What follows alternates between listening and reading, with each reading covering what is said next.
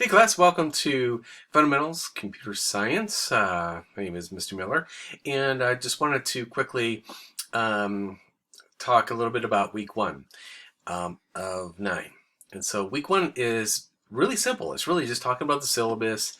It is just kind of going through it and finding out what those expectations are between the teacher and yourself, and contact hours as far as when I'll be available to answer any questions that you might have.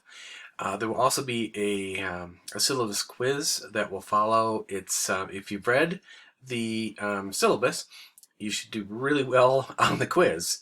So I just want to go ahead and encourage you to do that. And then there's also what's called a Glogster video.